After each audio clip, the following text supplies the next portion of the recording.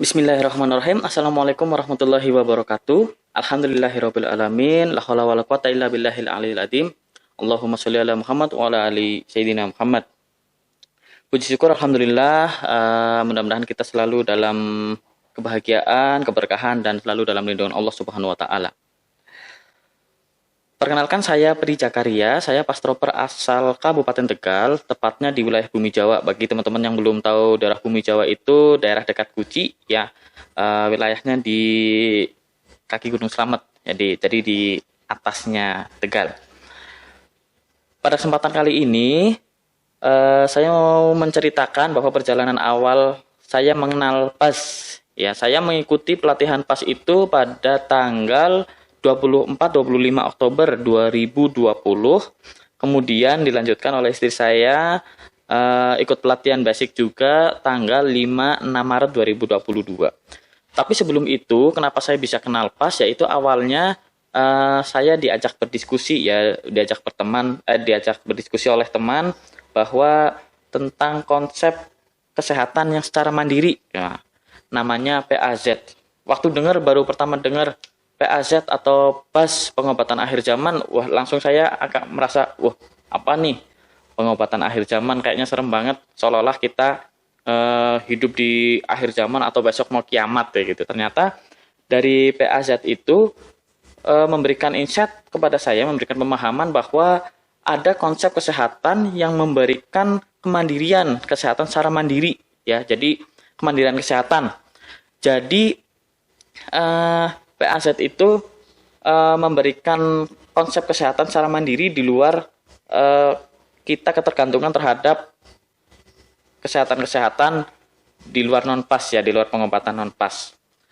Ya, awalnya memang aneh juga, tapi karena saking penasarannya, dulu putri kami itu kena pneumonia.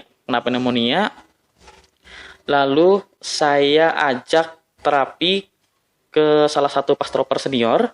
Kemudian di sana diterapi dengan cara apa? Dibedong, ya. Aneh juga nih, dibedong.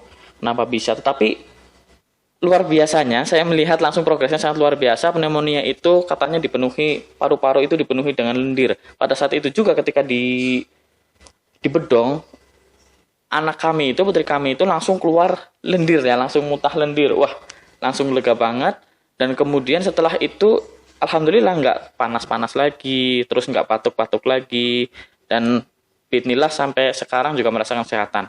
Nah, ketika menerapi anak saya juga mengajak ayah saya, ya, yang pada saat itu juga punya keluhan, ya, punya keluhan. Jadi sebelum berangkat, saya mengajak ayah saya, mau ikut terapi nggak, Pak? Gitu. Terus kemudian kemana? Ke sana, terapi PAZ namanya. Kemudian ikut saya dengan ayah saya, dengan ibu saya juga, keluarga. Nah, ayah saya itu tidak bisa mengangkat tangan. Jadi sampai sini aja nggak bisa nih, sampai sini aja katanya sakit, ya. Sebelum anak saya terapi, sampai sini aja sakit nih. Kemudian oleh pastroper senior itu diberikan gerakan kalau nggak salah waktu itu CU sama hulek lah. Saya belum ikut pelatihan pas waktu itu. Nah, baru satu kali gerakan, ajaibnya ayah saya langsung bisa begini. Wah, dari situ saya langsung takjub, ya, langsung heran. Oh, kok ada metode pengobatan yang langsung bisa efeknya luar biasa seperti ini. Sedangkan biasanya kalau diurut, di apa segala macam, ya paling cuman pegelnya hilang, kerasa kayak gininya masih gitu. Tapi ketika di situ ngangkat begini aja nggak bisa, tiba-tiba di hulek atau di CU pada waktu itu langsung bisa seperti ini. Dan asam uratnya yang tadinya kambuh, bismillah langsung bisa jalan nyaman. Wah, saya langsung heran. Nggak cuma itu, adik saya juga ada benjolan di sini, di leher, ya, benjolan di leher sebesar telur ayam. Keluarga udah sepakat bahwa harus operasi gitu. Tetapi saya coba membujuk keluarga untuk coba deh di terapi PAS dulu aja, barangkali bisa jadi solusi gitu kan. Nah, kemudian di terapi PAS dikasih gerakan-gerakan, dikasih PR, dalam waktu satu minggu itu langsung kempes, ya, melunak, terus kempes, dan sampai sekarang udah hilang sama sekali tanpa operasi. Wah, saya langsung, ini metode keren banget ya, bisa apa namanya, cuman gerakan-gerakan seperti itu tapi manfaatnya luar biasa, yang harusnya operasi aja jadi nggak operasi ya gitu. Tapi ada satu hal yang bikin saya penasaran dan saya tanya nih sama pastroper senior, karena saya basicnya adalah dari kesehatan, jadi saya memahami bahwa kesehatan itu ada, penyakit itu ada dua dulunya. Penyakit itu ada dua sumbernya, yaitu penyakit menular dan penyakit tidak menular. Nah, yang saya tanyakan kepada pastroper senior pada waktu itu adalah tentang penyakit menular, yaitu yang disebabkan oleh virus atau bakteri. Gimana konsepnya, pemahamannya tentang virus atau bakteri dalam pandangan PAZ? Di situ saya langsung dikasih pemahaman yang luar biasa, mind blowing, yaitu tentang teori genteng bocor, bahwa ada konsep genteng bocor. Kalau gentengnya bocor, air masuk jadi lembab, kayunya jadi lapuk, akhirnya timbul jamur di situ. Nah, yang satu lagi yang masih saya ingat dari sekarang, bahwa Allah Subhanahu wa taala tidak pernah menciptakan virus untuk jahat kepada kita atau untuk menjolimi kita, karena mereka hanya mencari tempat yang nyaman untuk hidup. Wah, itu saya pelajaran selama kuliah udah deh nggak kepake ya, karena karena dibantah oleh teori genteng bocor. Oh, jadi tubuh kita yang harus diperbaiki, bukan langsung kepada virusnya, seperti itu.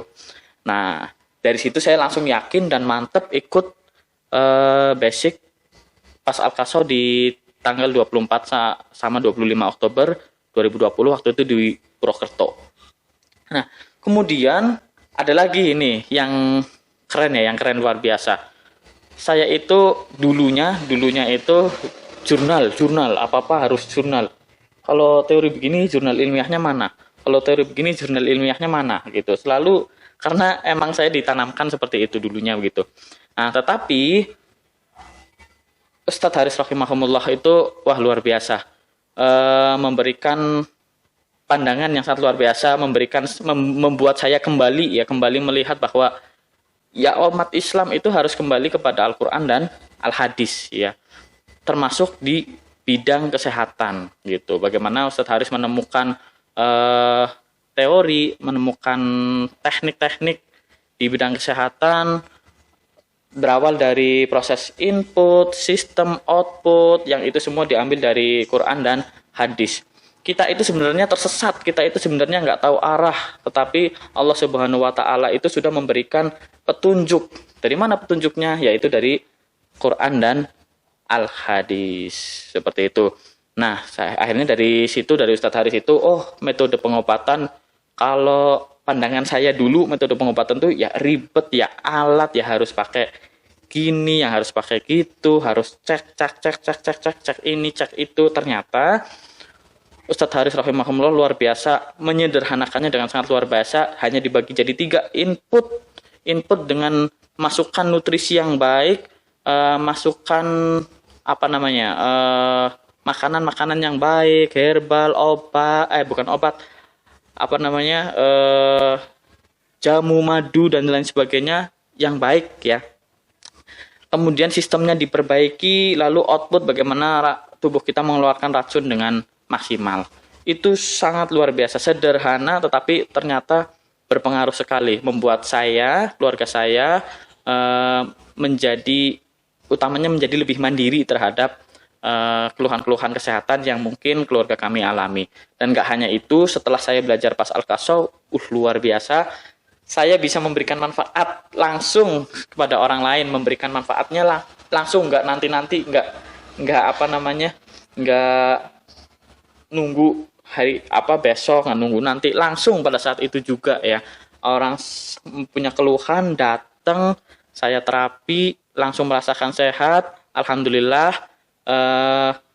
Yang tadinya kualitas ibadahnya mungkin ya duduk sakit, ruku sakit, jadi bisa meningkatkan kualitas ibadahnya. Saya sangat senang sekali, saya sangat bahagia sekali, saya sangat ini mungkin